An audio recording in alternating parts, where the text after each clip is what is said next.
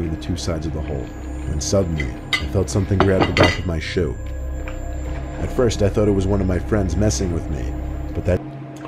What it is, guys, it's your boy Blastphamoushd coming at you in the nighttime. So basically y'all lucky that I'm doing this video because it's in the nighttime. But yo, okay, so look, peep game, right? The only time that I'm not scared is when I'm eating stuff. So basically what I'm saying is I got my dinner with me, and we gonna watch some 3 creepy true Hollywood horror stories. Let's do this.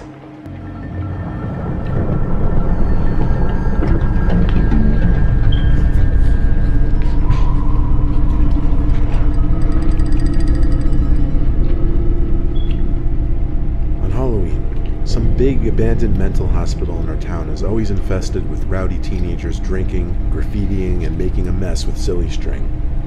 Eventually the town caught wind of it, and one particular Halloween, when my friends Rye, Carl, and I wanted to go exploring, apparently the town barred off every window on the first floor of the building.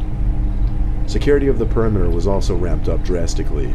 We found out the hard way after cutting through the woods and seeing security telling a mob of teens to go home. We didn't give up there though. We snuck around the perimeter through the woods to another side with no people. Then we hopped the fence and started looking for a way in. That's when we found out that all the windows had been barricaded with carbon steel bars. We heard commotion all around us, but managed to stay under the radar. We didn't want to give up though. And through our determination to find a way in, Rye spotted one window that wasn't boarded up with steel, but rather wood planks. We all had boots on, so kicking the plank in seemed plausible. However, the window was simply too high to kick up at, so Carl and I lifted Rye and actually used him and his boots as a sort of battering ram. The wood was wet and apparently rotted, so it actually snapped rather easily. After that, we simply ripped off the remainder of wood, and boom, we had our way in. We had to hurry though, before security might see. We gave Rye a boost up since he's the shortest.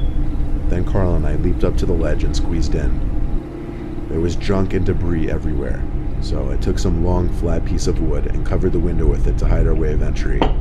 After that, we were all alone in a giant abandoned psych ward to explore on Halloween. Nuh-uh. Carl brought a few cans of spray paint in his backpack that we planned to use.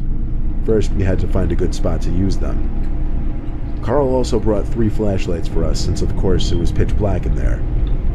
It was also weird stepping out from the cold, windy outside with the commotion and yelling going on to the scarily dead, silent interior.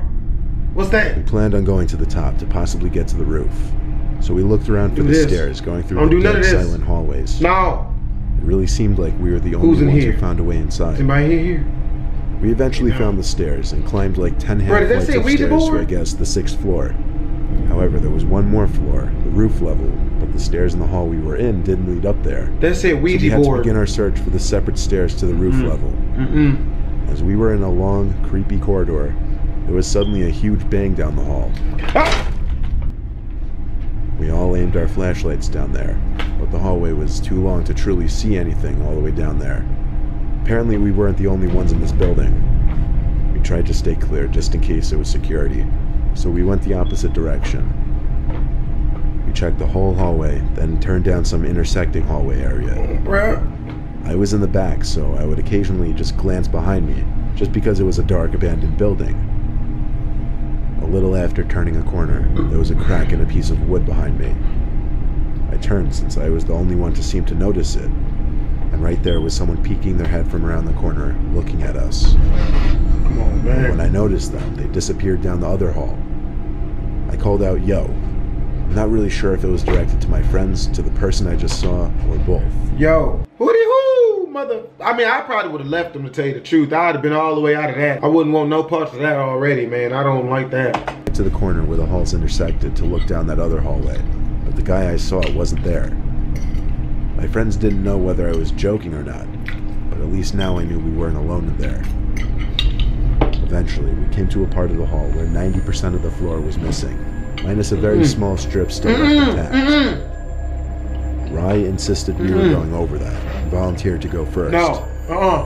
After looking down the hole and realizing it wasn't that much of a drop, I was okay with it. It dropped into what appeared to be a bathroom, or at least what once was a bathroom. To cross, we pressed up the front of our shoes to the wall and grabbed onto a pipe that ran up the upper wall as support. I crossed last, and my two friends apparently didn't wait for me, because they disappeared down the hall as I called for them to wait. I then slowly started to cross the extremely narrow bridge between the two sides of the hole, when suddenly, I felt something grab the back of my shoe. At first, I thought it was one of my friends messing with me, but that didn't make sense. They couldn't have gotten down there so quickly. I had no free hands to be holding my flashlight, though. My friends were already gone down the hall, so I was almost in complete darkness and couldn't see who or what was trying to pull me down into that hole. No! I screamed for my life, so loud it could probably be heard throughout the building. My friends came rushing back, and as light once again poured into the hole, the grip on my leg was released, and then there was a sound of running from down below. We didn't try to go down there and fight the guy. We didn't even look down there to see how he could have reached me or if he was even still there. I just forced my friends to come with me all the way down the stairs back to the first floor. But now we had another problem. We forgot how we got in. There was only that one window which wasn't barred up with steel, and we blocked it with wood. We were looking around in a hurry because of what happened. Nobody would play a joke like that. It felt like we were navigating a maze down there on the first floor, looking for that stupid window. Every corner we turned, I was afraid we were going to see that face, peering from another corner. And it happened. Since I was now the one leading the three of us, I was the first to see it. At the end of the hall we were running down, there was that person, hiding half his body behind the wall.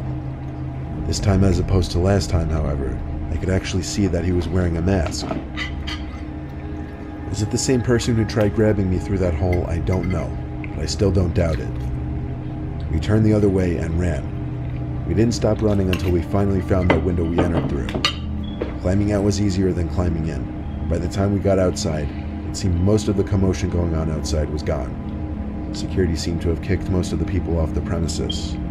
We could have found a security guard and warned them of a potential psychopath in the building, but that would risk us getting busted. So instead, we ran back through the woods to the car. The rest of the night, we hung out in a parking lot, and that was our 2016 Halloween. Doing too much. Way too much. Nope. See, I get myself into trouble, but not that type of trouble.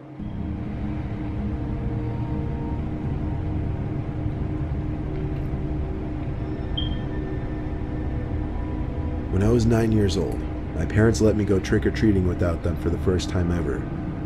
I went with my best friend at the time, Mikey, who was also 9. We were to be back home by 9 o'clock the latest, though.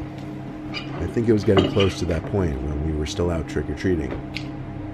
Trick-or-treating was a little worse in our town because properties were so big, so it meant more walking for less candy. We came to one house, which sat on a corner and was isolated by a set of tall bushes. We rang the bell as usual. I still remember it all so clearly. You're about to find out just why that is, though.